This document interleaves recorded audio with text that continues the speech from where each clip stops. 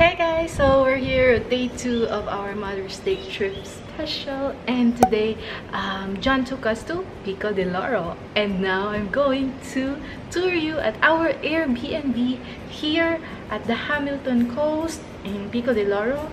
And tara, let me tour you guys. So nandito kami sa floor na to. This is the second floor, and this is our unit right here. Let's go and see inside. So, when you enter the room, makikita mo agad kitchen. So, ayan. This is slightly bigger than our unit in... This is slightly bigger than our unit in Tagaytay. Hala ko lang. Okay, ayun. And, right here, meron na agad siyang complete kitchen set. Tsaka maluwang siya. Sobrang luwang niya. Meron siyang rice cooker, induction cooker, hood, microwave oven, the works.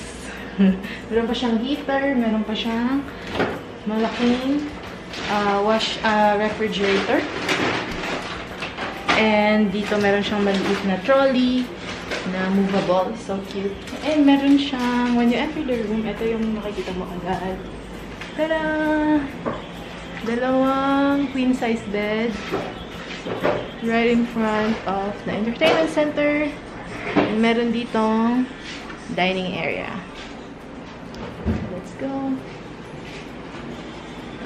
So, this unit has 2 air conditioning system. Meron siyang maliit na sofa right here. Lounge. And meron siyang electric fan na ganyan. And then, we also have a balcony right here. So, this is the view sa balcony. Ayan. Actually, very spacious yung balcony niya. And, so, ayun si River. Naglalaro. Ayaw matulog. Ayaw niya matulog. He's trying to crawl. Antok na yan. He's rubbing his eyes. Ayaw matulog. Okay, and then I'm gonna show you the bathroom, guys. So, dito siya. Yung bathroom is right there. So, this is the bathroom, guys. So, when you enter the bathroom, meron siyang cabinet area. And then, ito siya. Meron siyang shower area, the toilet, and then may malaking mirror. I love this mirror. May malaking mirror right here, and may sink. May sink area siya, which is so nice. Okay. So that's it. That's the tour. Ano, baby? Hindi pa ikaw natutulog.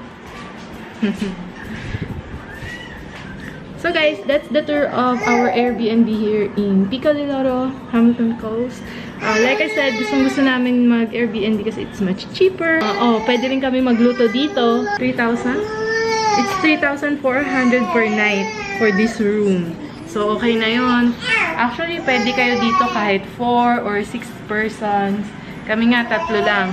At saka napakalaki ng beds. Kasyang-kasya. Sumasali siya sa video.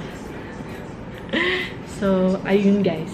So, let me know in the comments if you also have an experience with Airbnb here in Pico de Loro.